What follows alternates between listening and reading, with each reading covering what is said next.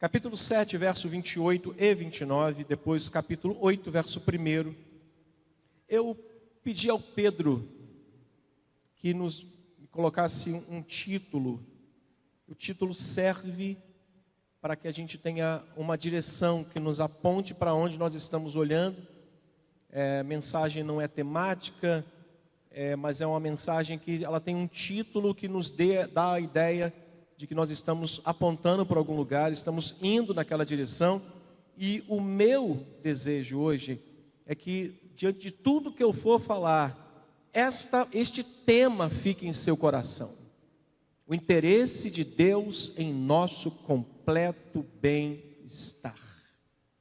Diga para você, o interesse de Deus no meu completo bem-estar. Vou explicar isso.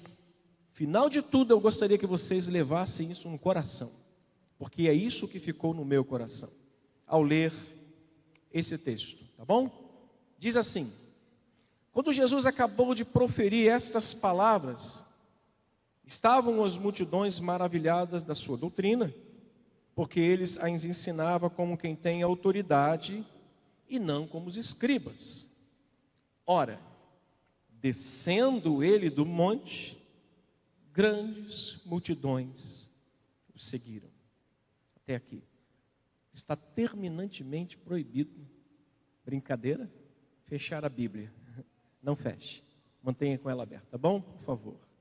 Nosso Deus e Pai, abençoa-nos nesta pequena reflexão, com este título que consolou o meu coração, que fortaleceu a minha fé, que me deu um novo ânimo para enxergar como o Senhor se interessa inteiramente por nós.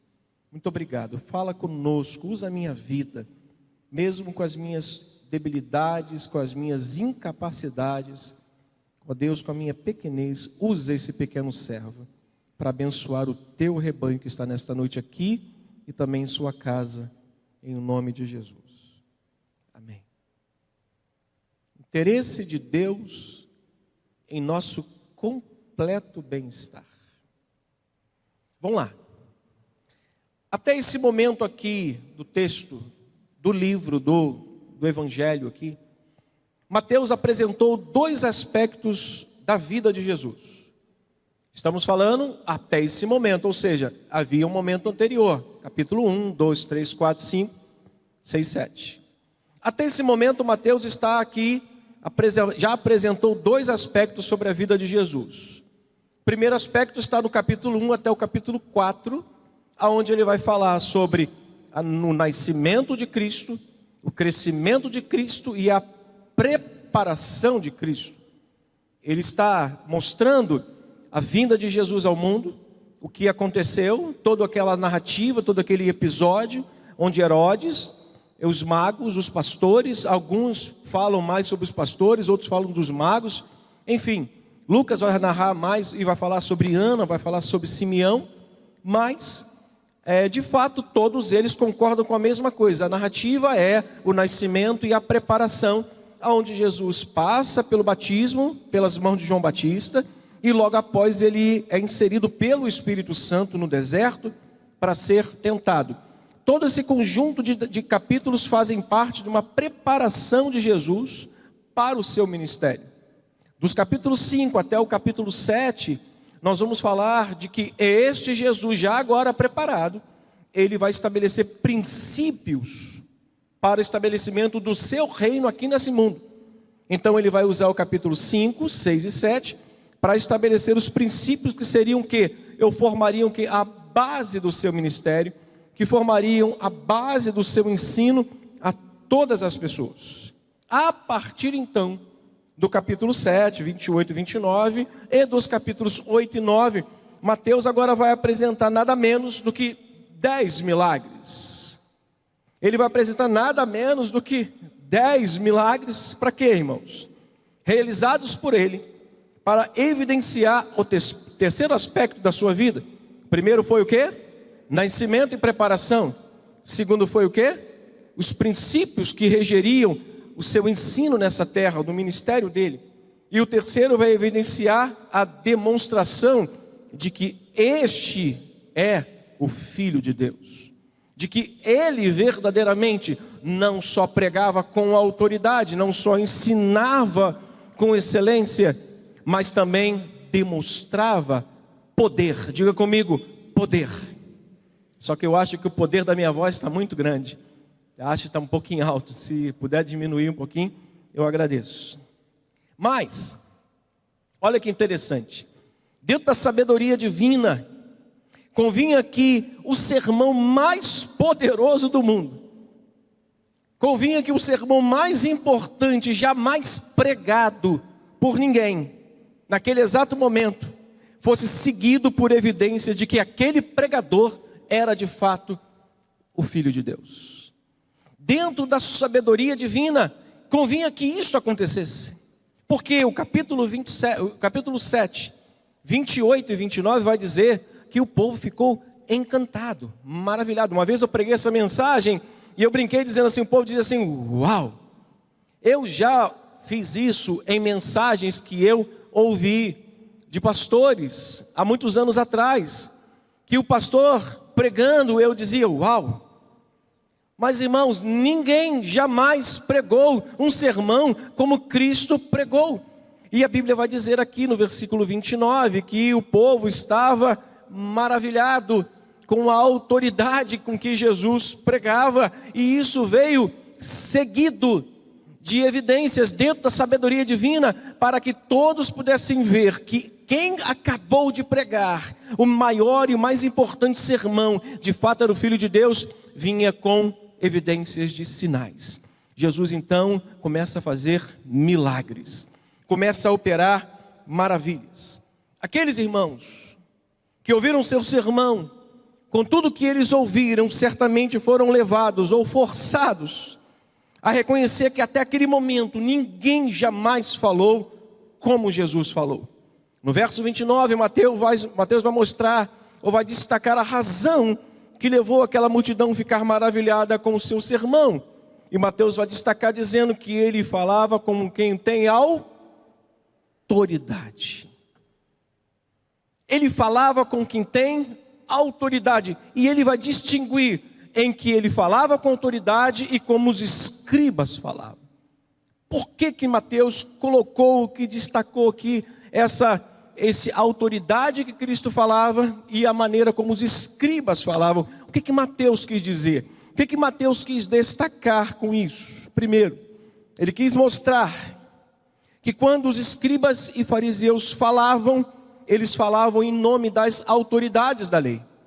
Eles usavam o nome ou lembravam o que os rabinos falavam. Eles lembravam, eles procuravam repetir as palavras dos rabinos. Eles procuravam repetir as palavras dos doutores da lei. Diferente do destaque que Mateus dá à autoridade de Jesus. Ele não fala lembrando de rabinos. Ele não fala usando a história de mestre da lei. Ele usa a autoridade divina como verdadeiro Filho de Deus. O que muda aqui não é que ele lembra de alguém, é que ele é o próprio Deus pregando a toda a criação. Quem está falando? Por isso, irmãos, por isso, este sermão ou qualquer outro sermão pregado por Jesus deve ser visto como a maior autoridade para a nossa vida. Não despreze a palavra de Deus, porque ela é divinamente inspirada para abençoar e transformar a vida das pessoas. O assunto então do capítulo 8, do capítulo 9, é a demonstração do poder daquele que com autoridade divina pregou o mais poderoso sermão, irmãos. E já nesse início nós temos um grande ensinamento que encheu o meu coração. Um ensinamento consolador, um ensinamento restaurador para a nossa vida, com respeito a todos os milagres que Jesus realizou.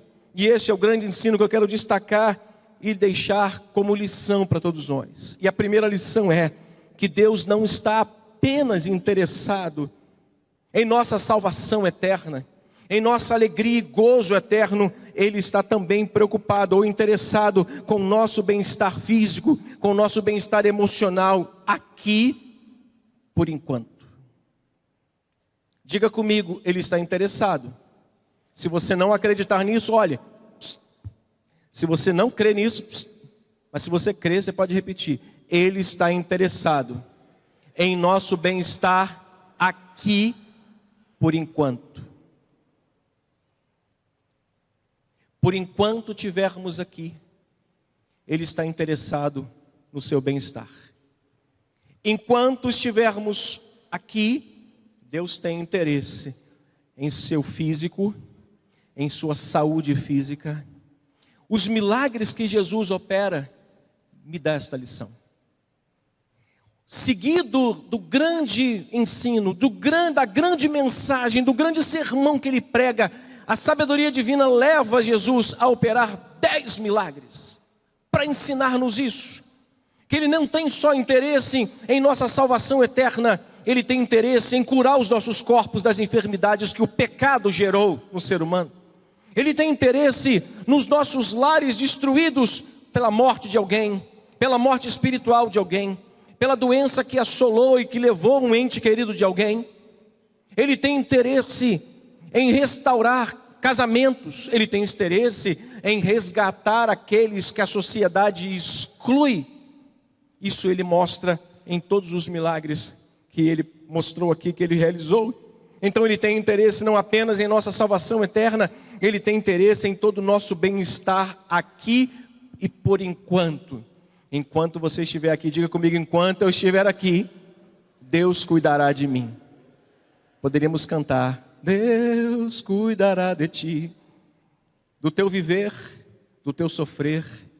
Ele vai cuidar de mim enquanto eu estiver aqui.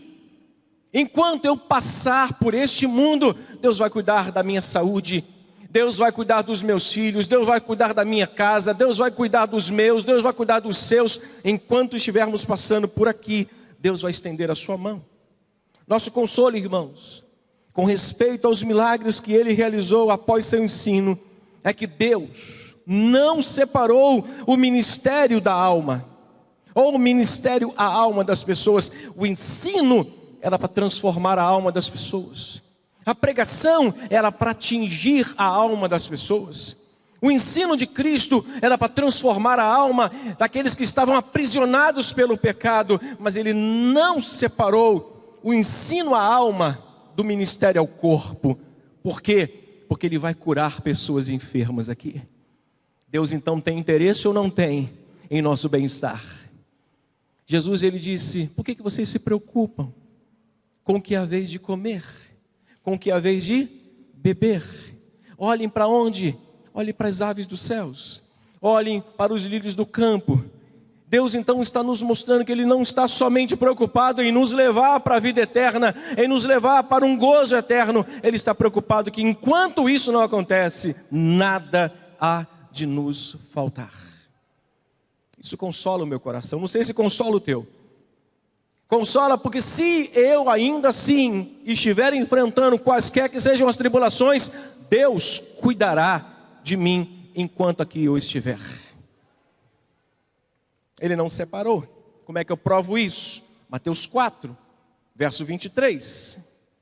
Olha o que diz o texto.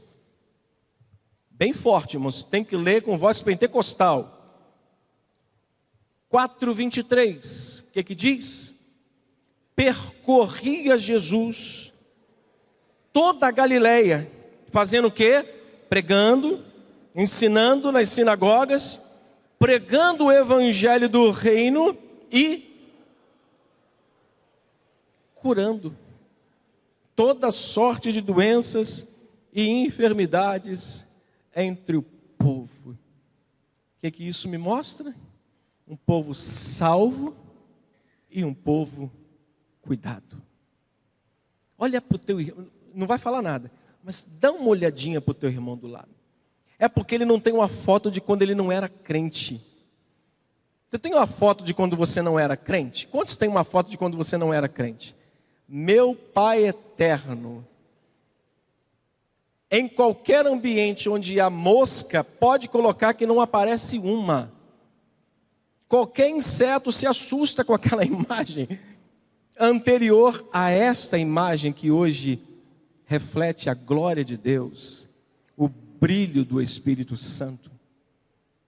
Que coisa fantástica, irmãos.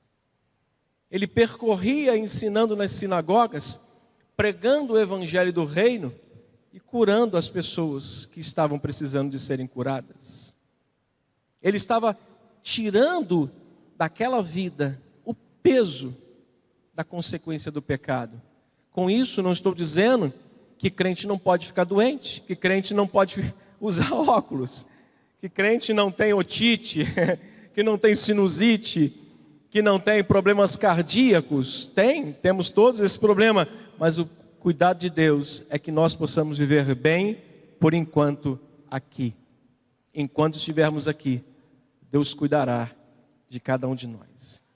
Mas Mateus 4, 23, é claro isso? Sim, para mim é. Mas fica mais claro ainda quando a gente olha para os milagres. Quando a gente olha para os milagres, fica mais claro ainda que ele vê o ser humano não como uma parte, não só a alma do ser humano, mas ele olha o ser humano num ser completo, corpo, alma e espírito.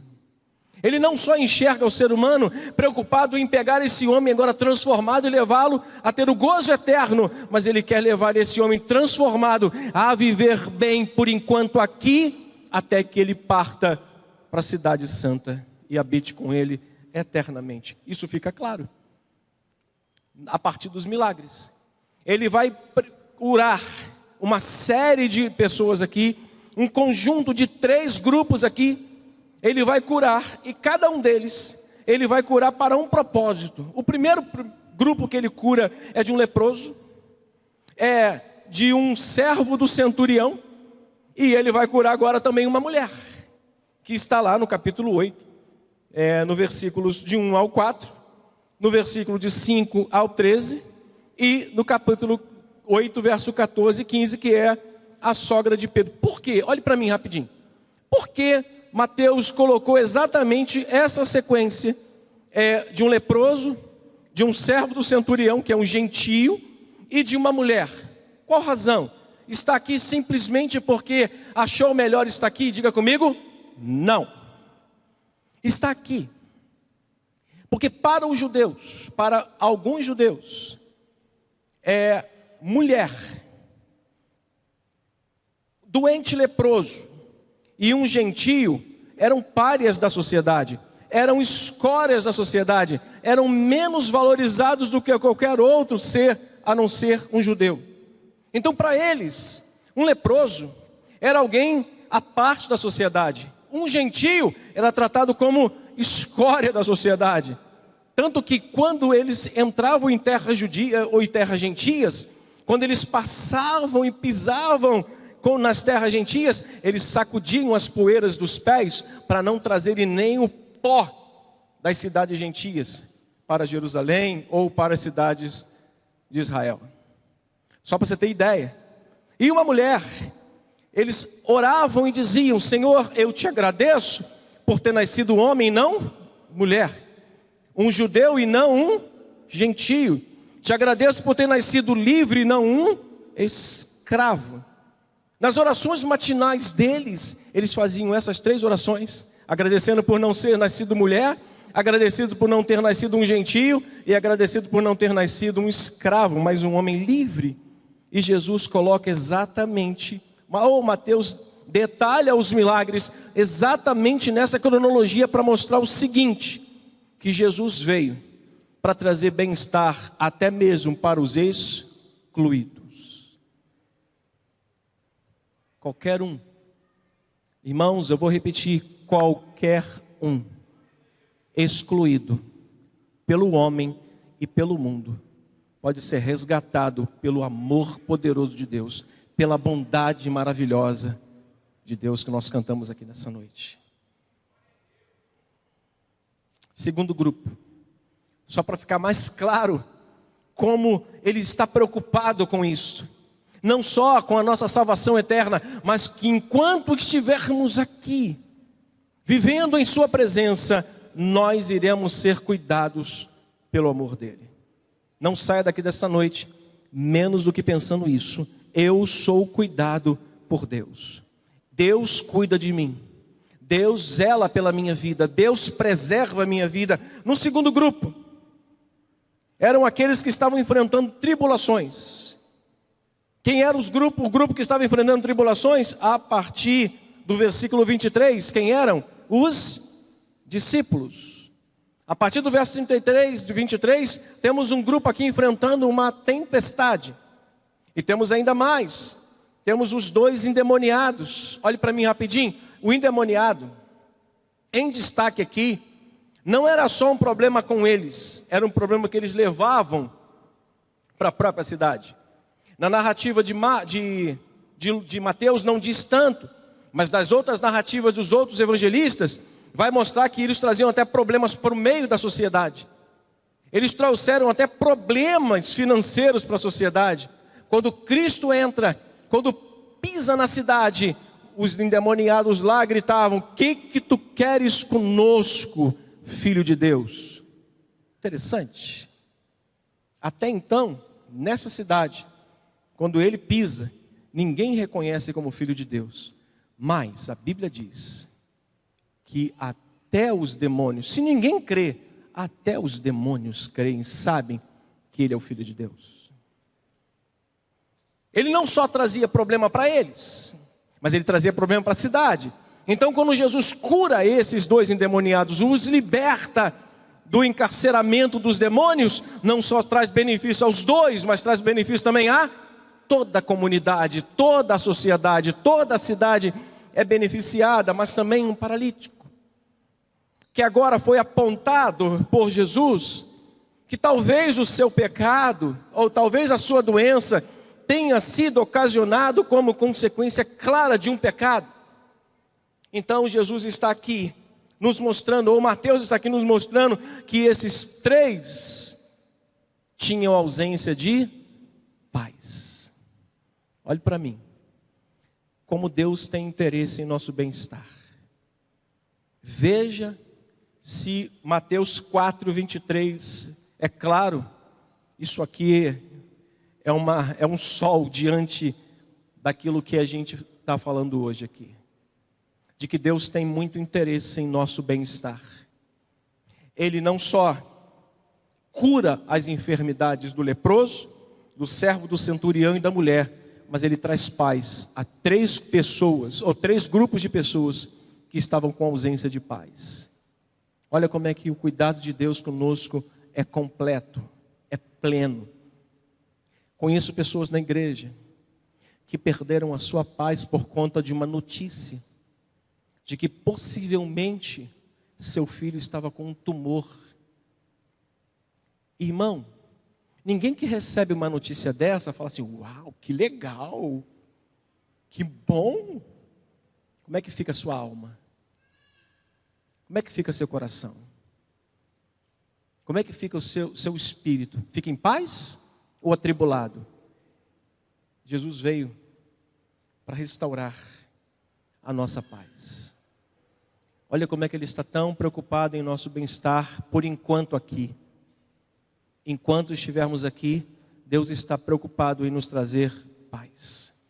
Nas tempestades que enfrentamos da vida, está interessado em nos trazer paz, enquanto os espíritos imundos tentam e intentam, pelejam contra um Filho de Deus. Ele tem interesse em nos livrar desses demônios. Ele tem interesse em libertar aqueles que amamos, que estão aprisionados por demônios. E ainda mais, irmãos, a alma aprisionada e alijada pelo pecado, porque o pecado tem alejado muitas pessoas e impedido essas pessoas de viverem, de caminharem, de seguirem as suas vidas. E isso tudo, Jesus veio para promover paz para nós e para aqueles na qual nós amamos. Eu concluo. O terceiro grupo, Jesus vai restaurar a alegria daqueles que estavam sofrendo. Quer mais clareza do que isso, de que Deus tem cuidado, tem interesse em nosso bem-estar, não somente em nossa salvação eterna? Ele nos ensina, Ele nos leva a ouvir a sua palavra nas pregações, mas também, por meio disso, Ele quer evidenciar, pelo poder do seu Espírito, que nós tenhamos paz e que nós tenhamos saúde. Agora, também quer nos fazer pessoas alegres. Crente é um ser humano alegre, mesmo na luta. O Aurélio está aí?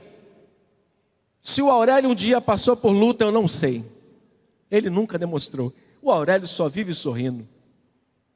Conhece o Aurélio? Sabe qual é o apelido do Aurélio? Sorriso. O Aurélio sai do carro sorrindo. Eu acho que o Aurélio dorme sorrindo. Eu não quero saber porque eu não vou dormir nunca com ele. Mas eu vou perguntar: Maiane, o teu marido dorme sorrindo? Porque o Aurélio só vive sorrindo. Mas talvez o Aurélio tenha passado por algumas lutas na sua vida. Mas o segredo é aprender que nós podemos viver alegres em toda e qualquer situação. Como é que ele vai nos mostrar isso? Duas imagens. Uma família chorosa, porque uma filhinha de um rapaz chamado Jairo estava à morte. E a outra era uma mulher que estava na aba de Jairo, dizendo assim: Jesus, antes de você curar a filha dele, deixa eu tocar no Senhor aqui, para ver se eu recebo a cura. O que a gente pode aprender com tudo isso? Aprendemos, irmãos, com a sequência desses milagres que o nosso Senhor realizou. É que Deus não está interessado apenas em nossa salvação eterna e gozo eterno. Ele também está muito interessado em nosso bem-estar aqui, enquanto aqui estivermos. Seu interesse, irmãos, está em curar as nossas enfermidades. Quantos estão enfrentando uma enfermidade nessa noite aqui? Dá para ver não, irmão? Levanta a sua mão mais alto. Quantos estão enfrentando uma enfermidade? Deus tem interesse e poder para curar as enfermidades que nos assolam. Deus tem poder para usar as minhas mãos, a de qualquer pastor, mas também com uma palavra ou duas palavrinhas. Pode ir. Lembra das palavrinhas de semana passada? Ele não precisou dizer para o demônio: sai! Não precisou de pirotecnia, espetáculo profético, línguas estranhas, rajada de metralhadora de línguas estranhas. E não, ele não precisou daí. Ele falou assim: pode ir. O salmista diz que a voz de Deus é como de muitas águas. Para o surdo gago ele disse o quê? Efatá. Abra-te. Ele não precisa de muito. Ele só precisa encontrar fé no seu coração aqui, hoje, para curar a sua vida. Eu creio no poder. Seu interesse não está somente em curar os nossos corpos. Seu interesse está em dar paz àqueles que estão enfrentando tribulação.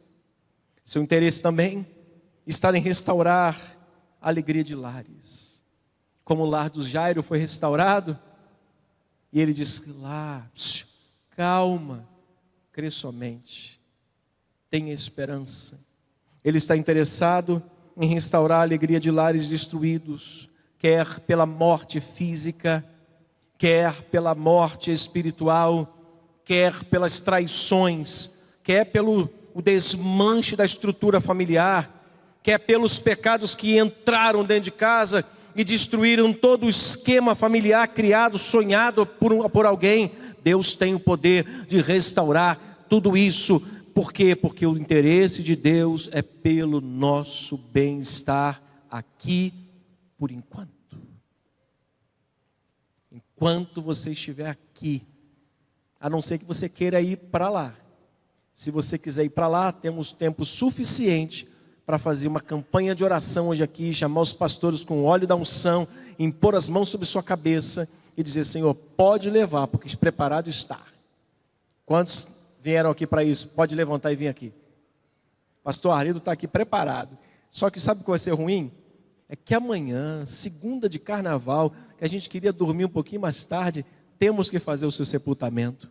Vamos deixar para quarta-feira? Tá bom? Quarta-feira você vem de manhã que o pastor Arlindo ora por você, aí na quinta a gente faz o sepultamento.